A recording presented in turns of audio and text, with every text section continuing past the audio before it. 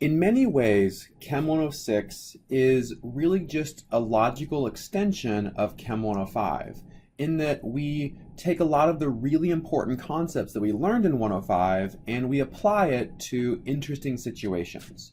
So these opening videos and this opening unit is really meant to kind of reinforce some of the big concepts that we'll see recurring in this class. And this video is going to focus in on the relationship between equilibrium and thermodynamics. So as hopefully you remember, when we talk about equilibrium, what we're talking about is the conversion of one molecule or reactants to products, right? And remember, when we're talking about equilibrium, we can always associate that with an equilibrium constant, which we give a capital K. And the general idea here is that K, our equilibrium constant, is equal to the concentration or the pressure of our products divided by the concentration or pressure of our reactants. And for this class, we'll almost exclusively think about these equilibrium in terms of concentration, because really that's more applicable to the situations that we'll be learning about. Okay, so this is the basic idea. And remember, if you have stoichiometric coefficients, you have to work those in as exponents. So if you have a stoichiometric coefficient of A in front of your reactant A, then that coefficient becomes an exponent with respect to that concentration in your equilibrium constant. Okay, so a big take-home message from this is that the magnitude or the size of this equilibrium constant tells you a lot about the preference for this reaction to make products or for it to make reactants, right? So in a situation where K, your equilibrium constant, is equal to 1, what this means is that the total concentrations of your products equal the total concentration of your reactants, right? So this ratio is equal to 1. So here we would say that we have equal concentrations of our products or reactants, and this means there's no favorability. So neither products or reactants, so P or R being products or reactants, so neither products or reactants are favored. Okay?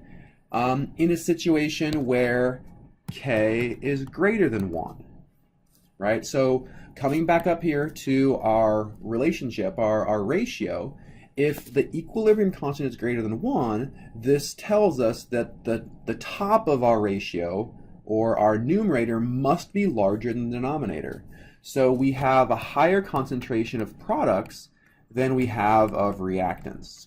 So in this case, we would say that products are favored.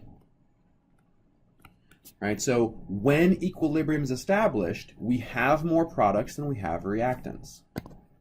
And the final situation is when the equilibrium constant is less than 1. In this case, in our ratio up here, the denominator must be larger than the numerator, meaning we have more reactants at equilibrium than we have products. Okay, and we would say that reactants are favored because at equilibrium, we have more reactants than we have products.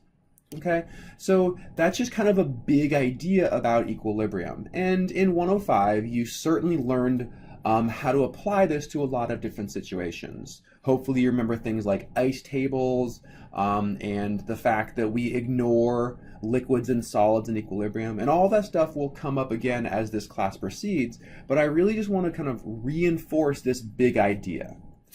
Okay, and let's extend this to think about how it's related to thermodynamics. Okay, because this idea of equilibrium can tell us a lot about the spontaneity of a reaction under standard conditions. Okay, so you may remember the symbol delta G naught. So this is the standard Gibbs free energy.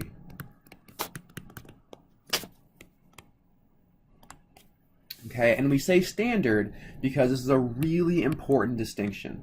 This means that we have exactly 1 molar concentrations. So the concentration of each reactant is exactly 1 molar.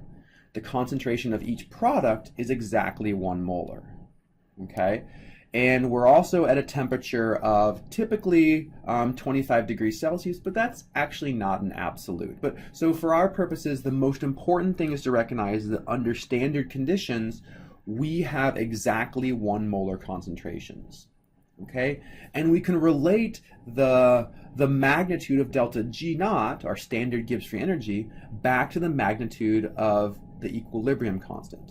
Because hopefully you remember that when delta G naught is equal to 0, this means equilibrium. When delta G naught is less than 0, this is spontaneous. So this was equilibrium.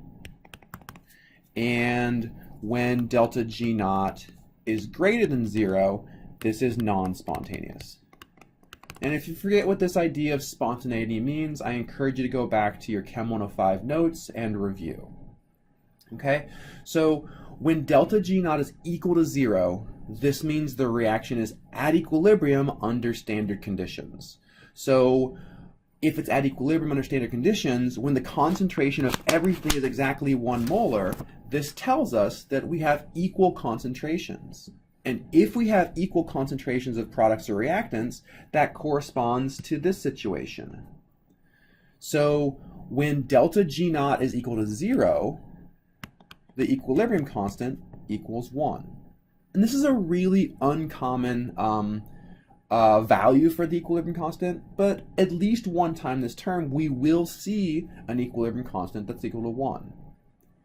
Okay? If delta G naught is less than 0 under standard conditions, the reaction is spontaneous. So when delta G naught is negative, the reaction is spontaneous. And spontaneous means that products will be favored, that products will form under standard conditions without energy input. Okay, so if products are favored or products are formed, this means that K must be greater than 1. And conversely, if delta G naught is greater than 0, it's non-spontaneous, meaning that under these conditions, we're going to favor making reactants. So this is going to be K less than 1. So there's this logical relationship between the concept of spontaneity and the equilibrium constant. Okay? And we can mathematically describe that using an equation that you should absolutely be familiar with.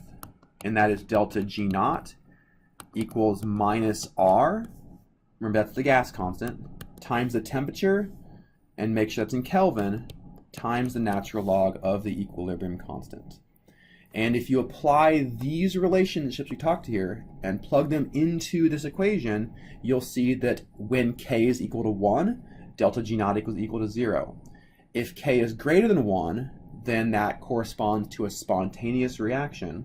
And if K is less than 1, that's going to correspond to a non-spontaneous reaction. In the next video, we will see how we can extend this equation into conditions that are not necessarily standard, so concentrations that are not exactly 1 molar.